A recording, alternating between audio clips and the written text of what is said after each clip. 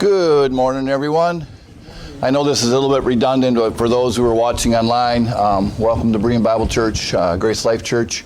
And this is our P.O. Box. We're meeting at the YMCA, but we still have a mailbox, not here, it's at the post office, and it's Box 6033, Evansville, Indiana, 47719. And here's my phone number if you want to send me a question or a comment. If you want to catch us on our website, it's gracelifeunleashed.com. YouTube is Grace Life Unleashed by Dave Sigmund. Facebook is Grace Life Church and Berean Bible Church, which just links back basically to YouTube, and we are in Rumble, Grace Life Unleashed. Our Wednesday night study, we are in Romans, and we just got done with Romans 8, like Danny mentioned in Sunday school. And again, I love Romans 8 too. It's the practical sense of what about the fact that we're still stuck in this body. And God never promised us health and wealth and prosperity, and yet He has given us all the tools that we need to get through this life, but some people don't understand that. So Romans 8 is so practical. But now that we're done with Romans 8, we're actually going to skip Romans 9, 10, and 11, because I covered that about a year and a half ago. I might link back to it or something, but we're going to hit Romans 12 come this Wednesday. And I'm starting Romans 12 here today because it fits our text.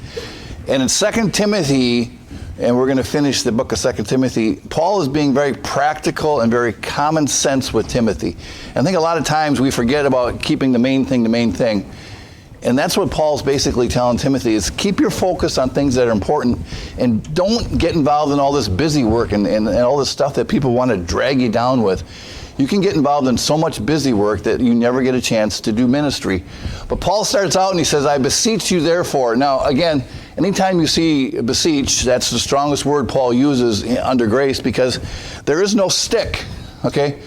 If you don't obey God under grace, God is not going to hurt you. Now, you might suffer consequences because you made foolish mistakes from the world, but it's not coming from God. And the reason Paul says that is because there was a time when it was coming from God. If Israel messed up, God was the one who was behind the punishment. Under grace, you know who your biggest enemy is? It's yourself, okay? But because we live in a sin-cursed world among sin-cursed people, sometimes it's just outside effect of just the fact that we are stuck here on the earth. And Romans 8 covers that so well. We're waiting. We are waiting for the rapture. We're waiting for our new body. But God doesn't want us to hide, okay? And so many Christians, I think, are hiding. You know, they don't want to go out there. It's a scary world, and so they're useless. They really are useless to the body of Christ. So Paul is begging, and the word beseech there means begging strongly, because Paul knows that that's the answer. But he says the word therefore, okay? And anytime you see the word therefore, you probably should check to see what was there before. You need to go back and read Romans 1 through 12, 1 through 11, to see what Paul had said. So this is building on something he already had said. So this is kind of a summary in a sense. He says, I beseech you therefore by the mercies of God. And again, the word mercy, we've covered this many times. If you go to court and you're guilty, you don't, judge, just give me justice, give me what I deserve. Well, the odds are you probably don't want that. You beg for mercy. What mercy says is, I'm guilty, okay, totally guilty. Please don't give me what I deserve. And really, under grace, and Danny covered this in Sunday school too, what do we deserve? Do we deserve heaven and our position in the heavenly realms? What do we deserve? We deserve the lake of fire. We're sinners. But it's because of God's love and God's sacrifice for us that we are not going to get that. We're going to get heaven. So he's beseeching us by the mercies of God, considering what we have in Christ and who we are in Christ. It's this attitude of gratitude. What Paul is asking us to do is present our bodies. In other words, you're supposed to go to the lake of fire. Now you're going to heaven, not because of you, but because of Christ. Don't you think you should have a little bit of gratitude, a little bit of thank you in you? And Paul says here, this is your reasonable service, which means this should be a give me. This should give me a give me. I mean, people shouldn't have to even hesitate and go, well, I'm kind of busy. Busy doing what? Okay. What we're going to see today, where Paul's going to go, is people get too involved with this world. Now, we're stuck in this world, okay? There was a time years ago when and this was, I'm starting to date myself now, where I was told that you shouldn't buy your groceries at a grocery store that sells alcohol. And if that was the rule today, how many of you would be like really skinny? Because every grocery store now sells alcohol. You know why they do that? Bigger profit margin. Okay. So Paul says we're supposed to present our bodies, which is us, our life, because he says living sacrifice. Okay. We're still alive. We're still in charge. One of the first things they do at a sacrifice when you bring it, and most of us have never brought sacrifices, is they kill the thing. Okay. They kill it, and then it doesn't keep running off, running away. The problem with living sacrifices is we keep getting distracted and running away, and we're alive. We can still make choices. He says, holy, acceptable unto God, which is your reasonable service. So that's the goal. Now, Paul is going to tell us how to get there, because that's the problem. We all have these goals. Well, I know I should be doing this. I have a couple of friends that like to overindulge in alcohol, and their answer to me, first of all, they want me to be like their mommy and say, stop. And I'm like, I can do that. Why? Because then you're just going to lie to me. If I tell you, stop drinking, and then I ask you a week later, did you drink? They're going to say no, and I have no way of verifying it, and who cares if they're lying? So I said, look, no, that's your decision. I am not going to play that job. Be not conformed to this world. That's the answer. If you want to be a living sacrifice, the first thing you have to do is stop being conformed to this world. Now, like I said earlier, we can't get out of this world. We're stuck here. We have to learn to manage this world and to deal with it. So be not conformed to this world, be transformed. Okay, now that's a word. If you guys go out to your street in front of your house or your apartment, there's a transformer hanging on the pole. You know what that transforms electricity? It takes it from high voltage to low voltage. It's a transformation, okay? We need to transform our lives and make it something that's useful to God. And how do we do that? By the renewing of our mind. We have to start thinking differently. Now, if you're going to get your advice from the world, I'll guarantee you're not going to think differently. We need to start getting your advice from the Word of God. And then Paul says that you may prove, and the word prove there means show, what is that good and acceptable and perfect will of God. This is a mind issue. We need to start thinking differently, and then we will act differently. Verse 3 says, for I say to the grace given unto me, to every man that is among you, not to think of himself more highly than he ought to think.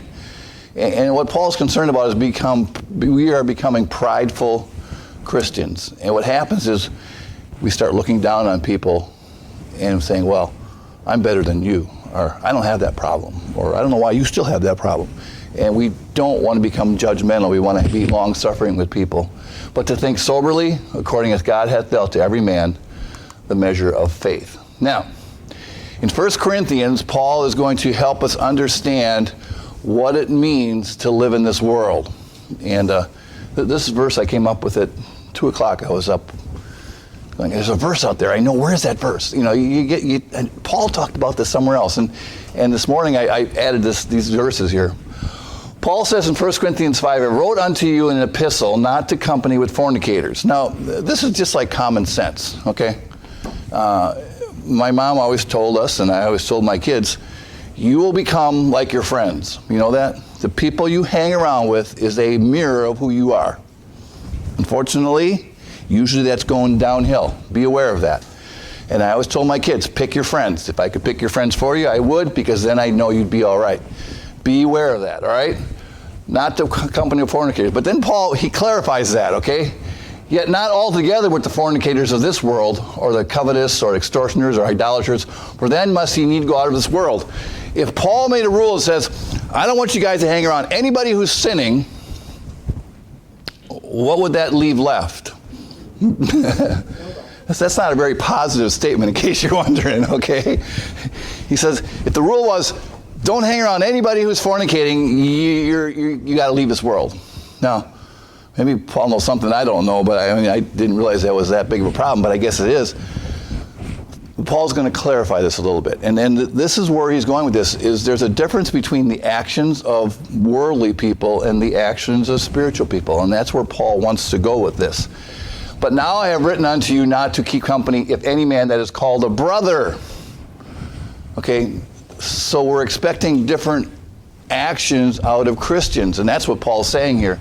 Be a fornicator, a covetous, idolater, a railer, a drunkard, an extortioner. With such as one, know not to eat. Now, those last, whatever it is, 5-6 words, there's something there. Paul is not telling Christians to not hang around other Christians that are causing problems, okay, or sinning. He's saying, don't eat with them. Now, I go out to eat with you guys once in a while on Sunday afternoons and things like that. What is it about eating that's different? Well, that's a different level of friendship, okay? If I hang out, not hang out, but I have had meals with people who are involved in problems like Paul's talking about here. But I never brought those people home. Does that make sense? I didn't bring them into my family. I didn't bring them into, that environment. I kept them one step away. Paul is not telling us not to be friends with people who are having problems. But he's saying is don't bring them into the inner circle. Now, what's wrong with that? If you bring them into the circle, there's a chance it might spread and become acceptable. That's all Paul's saying. That is all he's saying. I met with a guy in Florida that was struggling with some major sinning problems, and he wanted to start coming to church. And he had been convicted, and he had spent time in prison. He was a convicted child molester, and he wanted to know if he could come to church and help teach Sunday school. And I went, no. I just told him I couldn't do that. I couldn't bring him into the inner circle of the church. Not that I have anything against child molesters. I mean, they've been forgiven too. But he wanted to get involved in the ministry of the church, and I said, I can't take that chance. I said, I will have a Bible study with you once a week at your house or meet at a restaurant, but I just can't do that. That was just a decision I had made. Not that's a terrible thing, but that's something that people really, really you don't want to bring into your church, okay? And I'm not trying to pick on a particular sin or anything like that, but be aware of that. The issue is we're not eating with them. Okay? Not that we're not talking to them. Not that we're not friends with them. I mean, if you can't have an influence on a fellow Christian, what good is it? But avoid that level of intimacy, okay? For what have I to do to judge them that also are without? Do not ye judge them that are within. There's a difference between judging those who are not Christians versus judging them who are Christians. And what Paul is saying, we're allowed to have an opinion, we're allowed to have a vote on who we hang around with. And that's all he's saying there. But them that are without, God judgeth. Okay? Well, they're going to get away with it. What is our goal with lost people? Okay? Saved. Well, don't we want to fix their lifestyle? Don't we want to clean them up too? We maybe do, but you know whose job that is? It's not our job. Because we're not even hanging around them. Whose job is it? It's the Holy Spirit's. The illustration I used about fishing works so well. God said catch them. You don't have to clean them. Let the Holy Spirit clean them up. That's what the Word of God is for. And it does a lot better job than what we're capable, okay? But them that are without, God judgeth. Therefore put away from among you that wicked person. Now, Paul was talking about somebody within the church in Corinth that was dealing with this issue. In Hebrews 11, and this is the issue. I don't want to tell you that everything of the world is evil. You know that? The world has a lot of really cool things going for it. My phone died. I had an iPhone 8. If you know that phone is older than Denny. Okay. No, it's not. Oh, okay. It was like 6 years ago that I got this iPhone. Well, it started locking up on me to where all of a sudden it would just freeze, and it's time. Okay. So this is an iPhone 13, and this one recognizes my face. It's really cool, and it's faster, and it's things like that. Now, is this Christian technology? Was this put together by Christians? Probably not. But I'm using the world's technology to, run my life. I could say, we are allowed to reap the benefits of the world without being part of the world. And a word I throw around all the time to my Christian friends is, I am not saying you can't do that. I'm saying you need moderation, okay? What does moderation mean? Anybody know? Help me, James. What is moderation? Not excessive. There you go. We tend to be obsessive compulsive people. I always told you my My mom listens to these. My mom will not buy lottery tickets until it goes over 10 million, because unless it's 10 million, who wants 9 million? I mean, really. So, but but she won't go to one store to buy them. She goes to like 4 different stores because she doesn't want these people to think she's weird, like buying a whole bunch of lottery tickets. I don't care if you want to buy a lottery ticket, but look at the back of it. What are your odds of winning? Like 1 in gazillion? Okay, you got a better chance of, buying a call option for Google and winning than you do in buying a lottery ticket. I mean, it's just, the chances are better. If you want to go down to the casino and you want to gamble, I don't care, but don't take your rent money or your house payment and go, I'm going to double this tonight, because what are the odds of you doubling it? It's probably not. Excessive gets us in trouble. Moderation is the key in anything in life. I really, if you want to go fishing, but you don't have to go fishing every day of the week, do you, Denny? But then your wife, but then again, he brought me fish, so who am I? Go tomorrow again, Again, that's in the same thing. I tend to be a workaholic, okay? Now, is there anything wrong with being a workaholic? Yeah, it's excessive. That's probably true too. But I enjoy the work I do. I don't ever really go to work. Some of you actually go to work. I get to do stuff I like. It's not work. It's fun. That's my hobby, and it's my everything. So that's me. But so I can understand that things. By faith, Moses, when he was born, was hid 3 months of his parents because they saw he was a proper child, and they were not afraid of the king's commandment. Now, this goes back to when Moses was born. You remember Pharaoh had this decree to kill all the baby boys because he thought there were too many Jews out there. I'm amazed how corrupt the world can be. You look what's going on in Ukraine, and see now, only in America we can say this. Putin has a very good philosophy when it comes to Ukraine. We're just going to blow the whole country up. It's called the scorched earth philosophy. We'll just kill everyone. All right. It's a crazy world out there. By faith, Moses, when he was come to years, refused to be called the son of Pharaoh's daughter. Remember the story. Moses knew who he was because his mom had actually helped raise him, even though when he was in Pharaoh's house. But then in verse 25 is what reason we're here. Choosing rather to suffer affliction with the people of God than to enjoy the pleasure of sin for a season. Yeah. Folks, when the world is being excessive, they do it because they enjoy it, okay? They do not find it to be a drudgery. They are enjoying it. Now, they might not enjoy it the next day or for the next week, like, I'm never going to drink again. Well, not until Wednesday, okay. I understand. That's the problem with the world. The world tends to be excessive, and they don't have moderation, and they don't do things right. But the world is enjoying what it's doing. And there are certain things that the world offers us as Christians that we can enjoy too, but don't let it be excessive. And let's avoid the sinny things, okay? I don't care how many iPhones you want to buy. I don't care if you want a computer. I don't care what kind of car you have. I don't care what kind of house you have. The world has a lot to offer that we as Christians can enjoy as long as we don't become excessive like they tend to be. And that's all Paul's saying here when it comes to this discussion in Hebrews. Well, Paul didn't write Hebrews. In Proverbs chapter 6, the writer of Proverbs, which is probably Solomon, gives a list of 7 things that the Lord hates. And I looked at this list, and I really think this is the world's problem, okay? The world tends to have this problem. And that's why Paul's concerned about us getting involved in the world, because it's going to turn us into them. Do we want to become like the world? And the answer is no. Well, what is the world doing? Again, they're excessive, and they tend to do things that are wrong. They have no filter, in a sense. These 6 things that the Lord hates, yea, 7 are abomination to him. A proud look. Well, a lot of you guys have a proud look. Well, what's wrong with a proud look? That was the first thing. What is pride? Pride is in the sense that I am what? Better than you. Now, that's subtlety, I realize that. And now, is there anything wrong with being better than somebody? No. Yeah, not if you can prove it. No, but the point is, that's looking down on someone.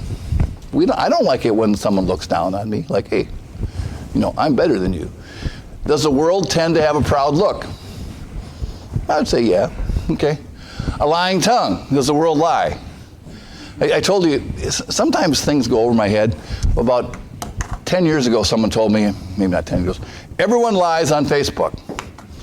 Now, for those of you guys who are on Facebook, does everybody lie on Facebook? Nah, not really. And the better word is everybody exaggerates on Facebook. You guys know that? Look at my life, I'm on a beach. Yeah, Robin, the wind was blowing 50 miles an hour and it was 40 degrees. You were not even happy, but we were supposed to think that this was a great place to be. It was miserable out there, but you didn't tell us that part. You basically had a lying tongue. Like, no, I didn't lie, I just didn't give you all the information. It wasn't the tongue, it was the keyboard. Yeah. Autocorrect, that's always a good one. Yeah. Again, I don't want to hear about your bad days. I really don't, But we tend to exaggerate to make ourselves look what? Good, right? Again, I understand that. But that's why, you ever notice how much stuff I post on Facebook? Well, me personally, anybody know? None. Nothing. Because my life isn't that exciting, I guess. And I'm not going to post a picture of my meal. I just won't go there. I know some of you enjoy that. It's fine. I might even like it, but be aware of that, okay?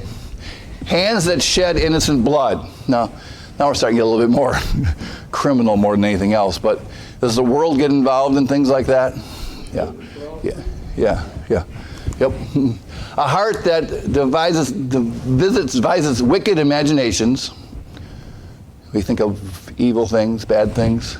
Feet that be swift in running to mischief. Again, isn't this thing that the world does every single day? Yeah.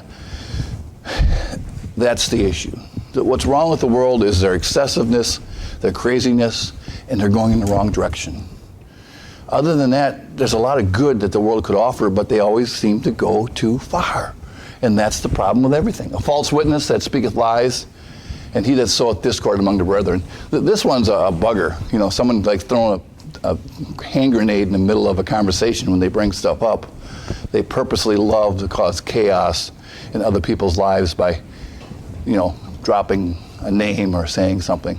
These are things that God doesn't want. And that's the reason the world is not the best place to be, because this is normal operating procedure for the world. 6:20, my son, keep thy father's commandments and forsake not the law of thy mother.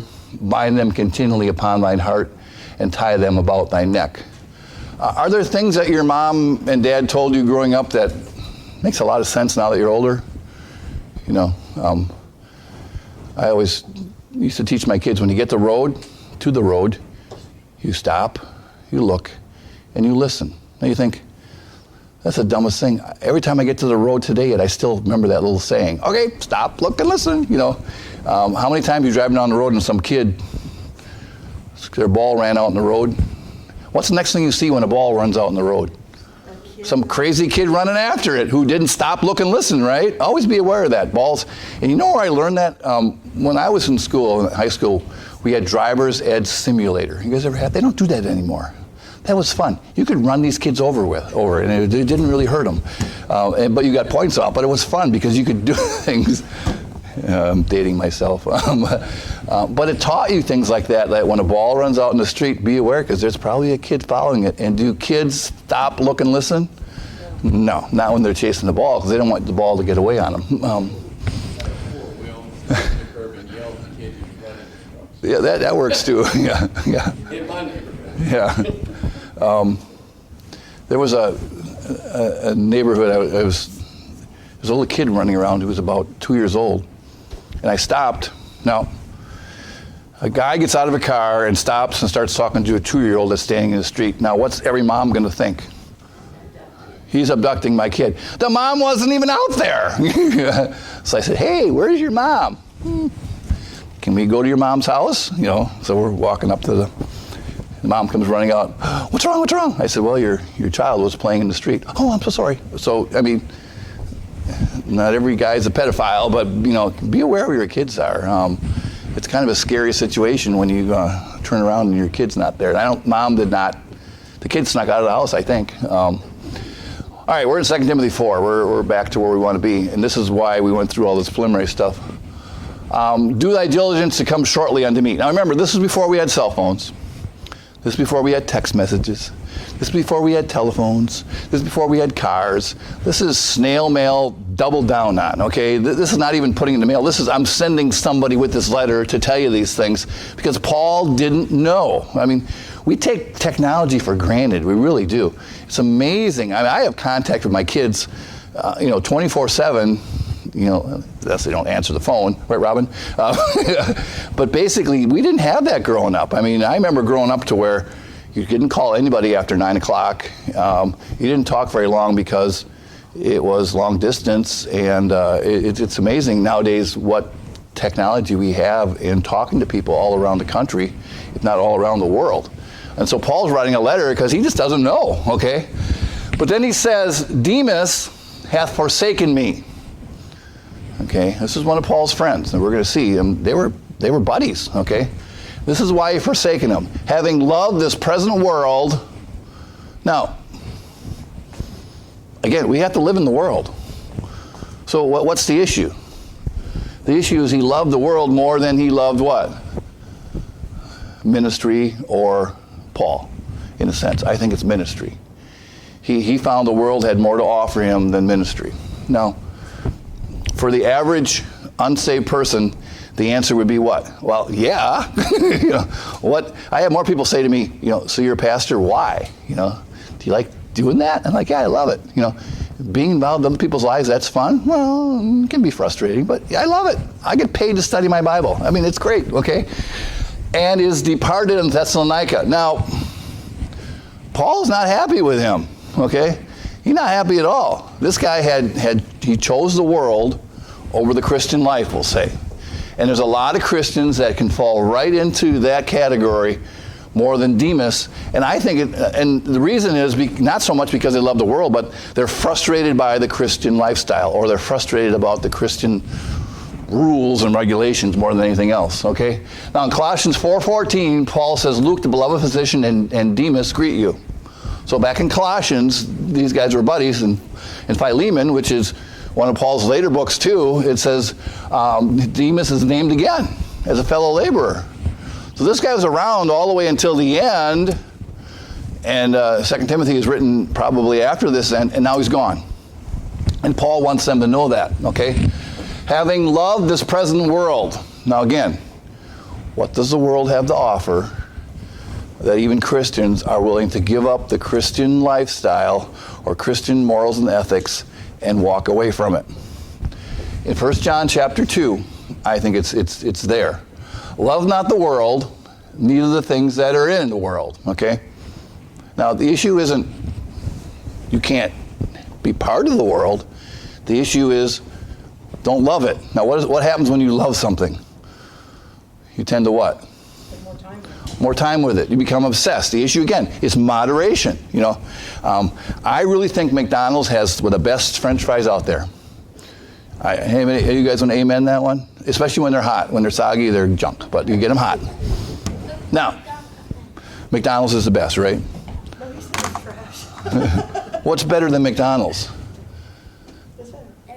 Everything. We are not friends. We are not friends. Now, does that mean I should go to McDonald's every day and eat the French fries? Or would that be a little bit excessive? Okay. Probably a little bit excessive. I tend to drink Red Bull. Drives my daughter crazy. She says, that's going to kill you, Dad. I'm not drinking 10 of them. I drink like 1 a day, maybe 2. Bad day 3. But moderation. But hey, what's in Red Bull? Caffeine and sugar. It's like concentrated soda. It's all it is. You don't have to stop and go to the bathroom as much. But again, is caffeine bad for you? It's not the best, but excessive. Is sugar bad for you? Not the best. Moderation is still the key to anything in life. The issue with the world isn't that we have to abandon everything the world has, but we have to have moderation and common sense. Now, what does the world have to offer? And here's what 1 John says. For all that is in the world, here's what it is. First of all is the lust of the flesh. That means, and lust is not love. Lust is based upon looks, okay? it looks good, okay? Does the world tend to want to be flashy? Does the world tend to want to be exciting? Does the world tend to want, yeah. It's the lust of the eyes, we'll call it, okay? Excessiveness, okay? Lust of the eyes and the pride of life. And I always say this is basically looks good, feels good, tastes good. You know, I will agree. McDonald's does not have the best hamburgers and the best anything out there, but they spend a lot of money convincing you they do. And advertising works. You know that? If you would buy this fancy Porsche car, all the girls would love you. Is that true? Never had a Porsche? Don't know, huh? I know the camper isn't bringing all the women, is it? No.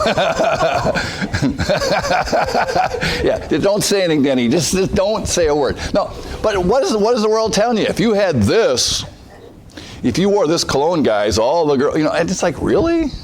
That's not true. But that's how the world thinks. Looks good, tastes good, feels good. Come hang out at our place among all your friends and have a good old time, Really? And again, nothing wrong with that unless it becomes excessive. I get myself in trouble because there's nothing wrong with having a glass of wine. It really isn't. I have no problem with that.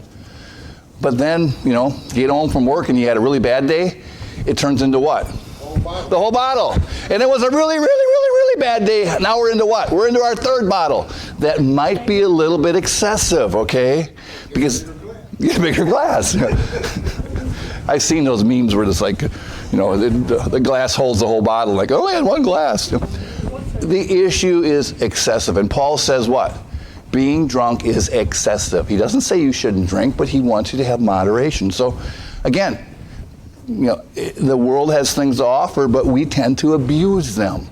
And that's where Christians get themselves in trouble. So that's all Paul is saying there more than anything else. All right, in Acts 15,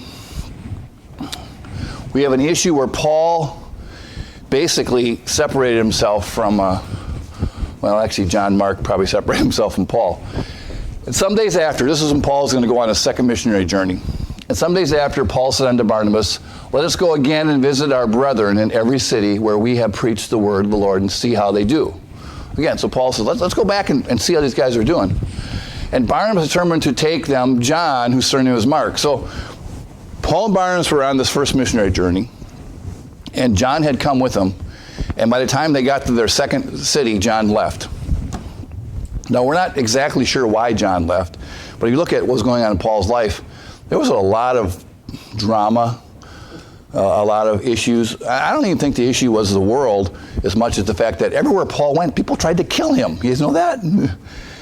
Imagine if your best friend, every time you went out with him, someone tried to kill him. You might rethink whether or not that was your friend, right? Because it's like, okay, this guy's like hot potato. And really, Paul was hunted down at times and wanted to be dead. But Barnabas wants to take him, okay? But Paul thought not good to take him with them. Well, why not, Paul? Who departed from them from Pamphylia and went not with them to the work. So Paul's like, look, this guy isn't dedicated enough. He's too weak. He's not strong enough. He can't handle the situation. So the issue wasn't so much that John Mark wanted to be part of the world, is John didn't want to be part of the problems that Christians have. Now, the reason I go here is the Christian lifestyle somewhat of a problematic lifestyle at times because the world doesn't like us. And it can be, okay? Now, I don't know of any of you guys that were actually, someone threatened to kill you because you're a Christian. So compared to Paul, we really don't have any problems. But I'm not trying to paint the Christian lifestyle as, oh no, now things are going to be good. Paul says if you live for Christ, you're going to what? You're going to suffer persecution. The world is not going to like you. They're going to either tease you, they're going to call you names, they're going to call you weak, whatever the case may be. But hey, get over it, okay? I mean, come on, it's not that big of a deal. And the contention was so sharp between them that they departed asunder one from another. So Barnabas took Mark and sailed unto Cyprus. Paul was not going to compromise and let this young man come back because he wasn't convinced he was dedicated enough. And Paul's personality, Paul was like a type A, workaholic. You're either 100% for me or you're against me. He didn't allow any, wavering, I guess you could say. But Barnabas took him. And Paul ended up taking a new partner. You remember who that was? Paul took Silas, okay? And, people say, oh, this is just God doubling. This is called multiplication by separation. Well, now we have, 2 missionaries out there. And that's not really what God's intention is. Now, later on, and I don't believe that's up here, later on, John Mark becomes profitable to Paul. So this guy actually did grow up and did come back, okay? Here it is. In 2 Timothy 4:11, only Luke is with me. Take Mark and bring him with thee, for he is profitable unto me for the ministry. This is the same guy that Paul said I want nothing to do with. So maybe by Paul saying, hey, he's not strong enough, it actually shaped him up. That's a possibility. We said, he's not quite ready. The ministry can be a very demanding thing. You have to be a little bit thick-skinned at times. Now, I am a people pleaser, and I don't like it when people get upset with me, and that can come back to haunt me once in a while. I mean, be aware of that. I can handle criticism, but sometimes people are just mean, okay? 4:13, the cloak that I left in Troas with Carpus, when thou comest, bring with thee, and the books, and especially the parchments. Now again, if Paul wanted to read Old Testament scripture, he got on his phone and he just used his app, right? No. This Bible app? No? No. Okay. He, remember how was scripture duplicated back then? Yeah. It was longhand, copied, okay? You remember I was, teasing you guys about the typewriters of years ago. You can tell by the typeset that Patty had. You remember the days when you used to have to type everything out, and if you wanted 2 copies, you had to use this blue stuff, and you used to, what was that called, where you had to mimeograph it? Yeah, and that stuff smelled, and it was, it's nowadays, if you want a copy of something, you just hit print. And how many copies you want? Oh, I'll have 10. Boom, boom, boom, boom. It's amazing what we can do. Paul is after a handwritten scrolls, because that's how stuff was preserved back then, was you had to write it down. If you didn't write it down, it wasn't there, okay? But then he says, Alexander the coppersmith did me much evil. The Lord reward him according to his works. Now, more importantly than this first part, I think the second part is something we have to remember. When somebody does us wrong, what do we tend to think? I'll get him. There you go. Payback is going to be fun. I'll get her? Okay. Careful, James. I will make them pay for that decision. And we become very resentful. We become angry. We become prideful. And we try to hurt them as much or worse than they hurt us. And what does that do to us? It makes us become angry people on the inside, okay? We probably have somebody that lives rent-free in our head. You guys know that? What do you mean by that? Somebody we have so much anger towards that we think about them all the time. I want to hurt them. How's that working for you? Well, it's making me angry, but it's working out really well. Well, really? Is it? Folks, we got to learn to let go. And what Paul is saying here is, it's not his job to punish Alexander. Let God take care of it. Now, if this guy is saved, he's still going to heaven. Do you know that? If he's not saved, he's going to go to the lake of fire. And I don't know what Paul's talking about here, but all Paul's saying is, not my problem, not my monkey, not my circus. Folks, we got to learn to let things go, okay? If we make a list of all the people that we need to hurt back like they hurt us, we don't have time to even enjoy life, much less get over our anger problems. And I think a lot of people have anger issues because they're just angry people because they can't let things go. We aren't going to be able to please everyone, okay? Trust me, I tried, it doesn't work. Move on, okay? Move on. And that's more what I get out of this than anything else, okay? Now in Acts 19, where this happened, is this guy was probably a maker of idols. He probably made them out of, copper or silver, and he would make idols and sell them. And Paul caused a little bit of trouble in the city he went into because he told them idols are not gods, okay? Acts 19:24, a certain man named Demetrius, a silversmith, which made silver shrines for Diana, brought no small gain unto the craftsmen, whom he called together with the workmen of his occupation, and sirs, ye know that of this craft we have our wealth, okay? There's a lot of money in making idols, you know that? Moreover, you see and hear that not alone at Ephesus, but throughout all Asia, this Paul hath persuaded and turned away much people, saying that they be no gods which are made with hands. Like, duh. So obviously the people were buying all of these idols, and Paul comes and says, guys, these are not gods. This is a bunch of stuff that you have. Now, do we have things that we worship today that we probably shouldn't worship? Yeah, cars. iPhones. My iPhone's better than yours. Ha ha ha. Man, you guys are mean. I could have upgraded 2 years ago for free, and I didn't, just so you know. All right. Cheapers. I just end right here. So that not only this, our craft is in danger to be sought at naught, but also that the temple of the great goddess Diana should be despised, and her magnificence should be destroyed, whom all Asia and the world worshipped. This probably goes back to, you remember when we celebrated that holiday 2 weeks ago? What do we call that? Easter. Which, folks, we don't celebrate Easter. Well, why not? It's on the calendar. No, Easter is a pagan festival that celebrates the goddess of fertility and spring. And what the Christians is, they came in and said, oh, we got to get rid of this. Let's call it Easter, but we're going to celebrate the resurrection instead. And folks, that's what we call Resurrection Sunday. We're not celebrating Easter. The resurrection of Jesus Christ has nothing to do with Easter bunnies and eggs. You know what has to do with that? This fertility. You know, and that's what's going on here. And when they had heard the saying, they were full of wrath and cried out, saying, Great is Diana of Ephesus. And the whole city was filled with confusion, having caught Gaius and Articus, men of Macedonia, Paul's companions in travel. They rushed in one accord to the theater, and when Paul would have entered in unto the people, the disciples suffered him not to go. These guys would have probably ripped Paul to pieces because he was attacking their money-making wealth system, and the world wants to keep that. And be aware of that when you stand up to things like that. Okay, of whom? This is 2 Timothy 4:15.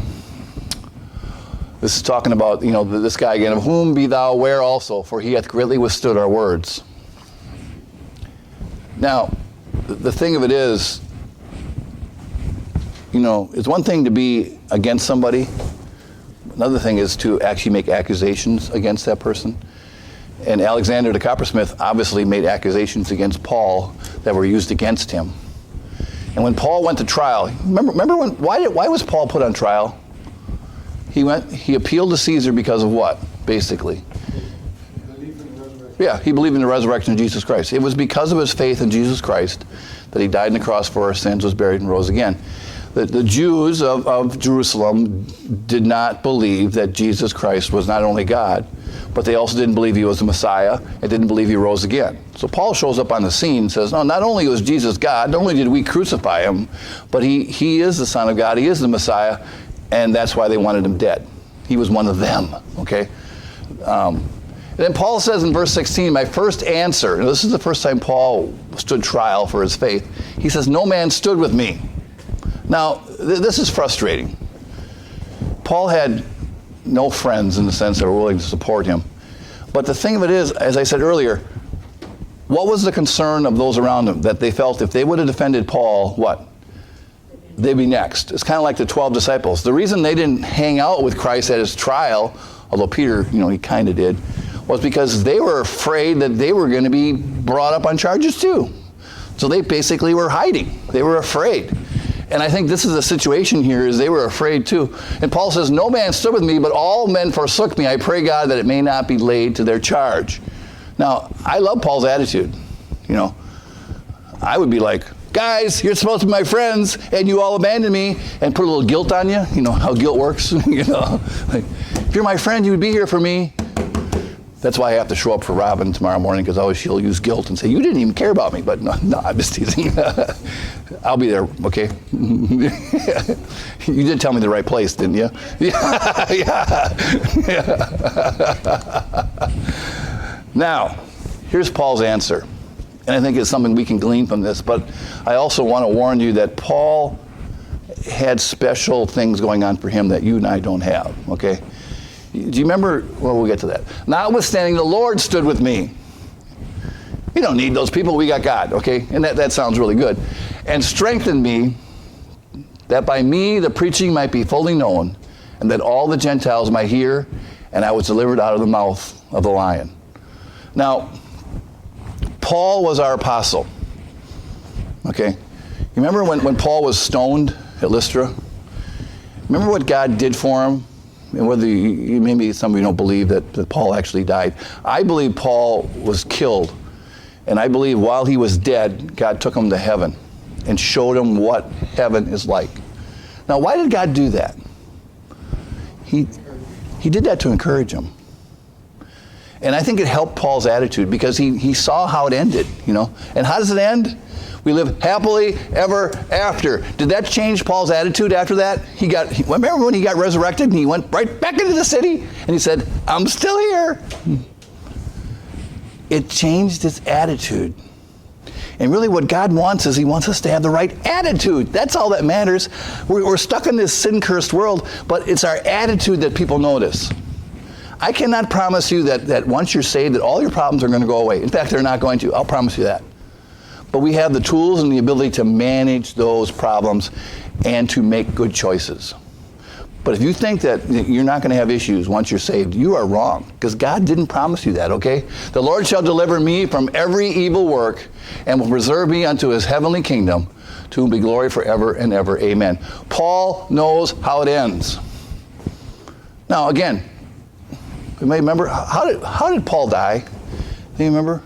Did Paul die of old age? No, he was beheaded. Yeah, he was probably killed for his faith. In fact, I could probably say with a surety he was. That doesn't sound like God delivering him, does it? Paul's mind it was.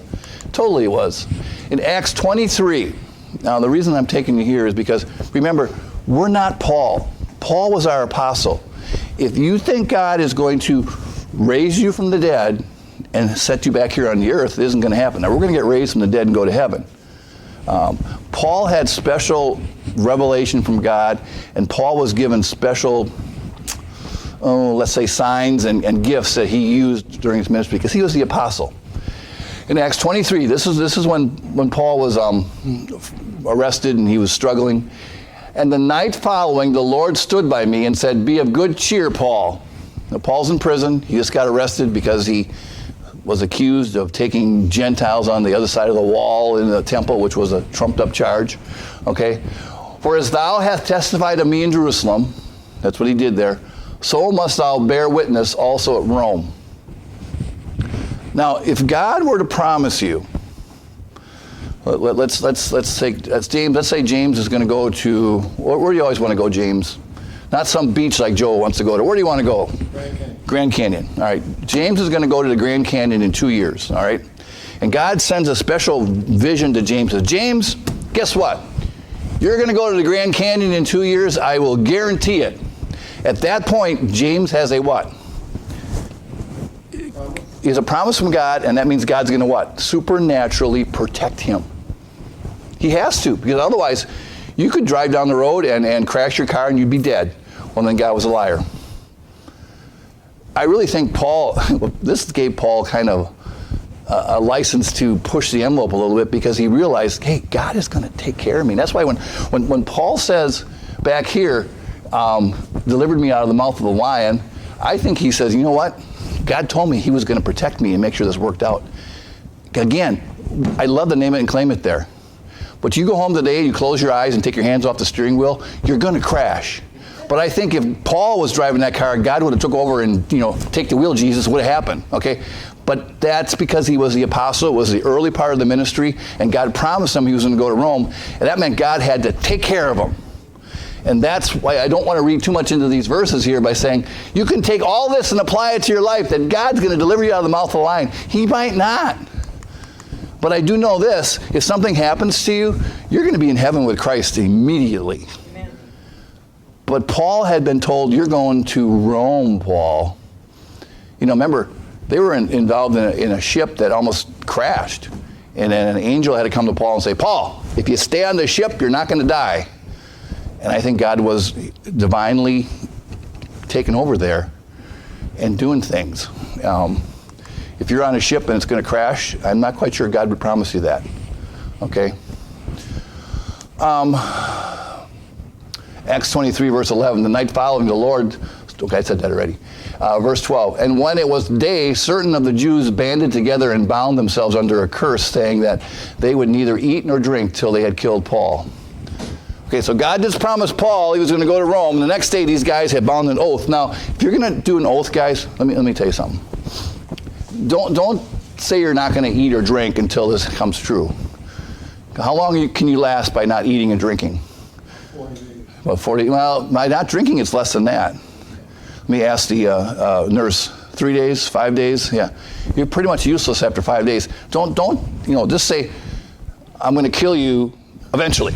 don't put, no, that sounds really, that doesn't sound good. These guys are serious. They're not going to eat and drink. Now, God had just promised Paul he was going to Rome. Now, that means God's going to have to bail his butt out of this one, right? And did God do it? You betcha he did. There were more than 40 of them, and they came to the chief priests and elders and said, we have bound ourselves under a great curse that we should eat nothing until we have slain Paul. That means they're all in this together. This is a conspiracy theory, okay? Now, therefore, ye with the council signify to the chief captain that he bring him down unto the morrow, as though ye would inquire something of him more perfectly concerning him. And we, or even he, come near, we're going to kill him. I want you to bring him down this road, and then as he's on his way, we're going to kill him. This is the authorities in bed with the bad people. This is not good, okay? And when Paul's sister's son heard of their lying in wait, he went and entered into the castle and told Paul. This is God's intervention. And then Paul tells the chief captain, and then they decide not to send him. That's God's intervention in Paul's life to save his life because he had promised him he was going to Rome. And I'm bringing you there because I don't want you to think, God's going to Jesus take the wheel of me, God has not promised us anything more than the fact that we're going to heaven. He's not promised us health or wealth or prosperity. So when something happens, you need a new knee, you have diabetes, you have heart failure, you're getting old, that's not because God's mad at you. It's just called life, okay? And eventually we're going to be in heaven and we're not going to have to deal with that. And praise the Lord for that. So that's what's going on there. Okay, 2 Timothy 4:18. And the Lord shall deliver me from every evil work and will preserve me until his heavenly kingdom, to whom be glory forever and ever. Amen. Again, the Apostle Paul had abilities that you and I will never have. If somebody was sick earlier in his ministry, he would send a handkerchief to the person, and they would be healed. Remember that guy that fell out the window because Danny preached for 2 hours? What happened when he hit the ground? He was what? Dead. What did Paul do?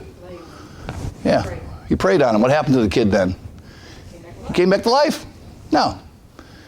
Does that work today under grace?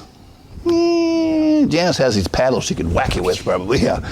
But the odds are dead people stay dead because God's not doing that today. As much as someone sent me, one of you sent me a deal where someone had a disease and God healed them. Well, praise the Lord. I believe the person's healed, but I'm not quite sure God picked that person out of everyone else. Because God is very fair today under grace, okay? Not only is he not giving me health, wealth, and prosperity, he's not giving it to you either, okay? Paul, he was. Earlier in the ministry, Paul had these special sign gifts that he used to further the ministry. So we have to be careful sometimes when we go to Paul and say, this happened to Paul, so now it's going to happen to me. No, some of these things didn't, okay? And one of these things are, I think, where God had promised to protect him more than anything else. Verse 21 says, do thy diligence to come before winter. Why is that important? Because Paul wanted his coat, okay? And back then, what did people do in the wintertime? Got cold. They stayed home. Yeah, it got cold. Why did they stay home? You ever walk on foot when it was snowy, icy out? Does that work too well?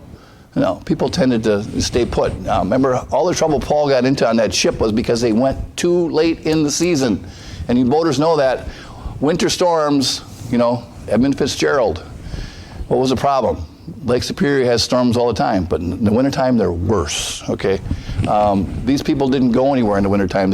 Ships did not go out, and that's how they get in trouble. And so that's what Paul's going through here. When it comes to the world, and this is where I want to go with this, the world has a lot to offer us. And I'm not saying, Lock yourselves up and don't go out in the world. The world is evil. Well, that's probably true, okay? The point is moderation. And if I can burn that into every Christian I know's head, that's the answer, is moderation more than anything else. I like being surrounded by great people. Know your friends. Know who they are. We are here for others. You know, Paul's goal was always others, others, others. Paul didn't really care about himself much. He wanted to know how other people were doing. And so surround yourself with others. The reason you're still here is because God wants you to have an impact on others. That's it. And hopefully it should be a positive impact more than anything else. Let's pray.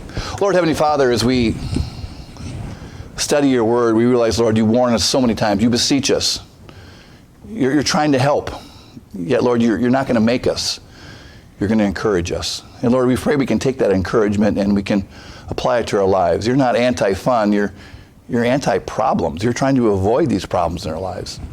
Lord, we thank you for that. We thank you for your word, that we can apply it, or we can live it, and Lord, we can be successful at it. We thank you, Lord, for salvation. Lord, you died on the cross for our sins. You did all the work when you died on the cross for our sins, and all we have to do is just believe. Lord, I believe you died for me. Boom, we're saved. We thank you for that. We pray this in your name. Amen.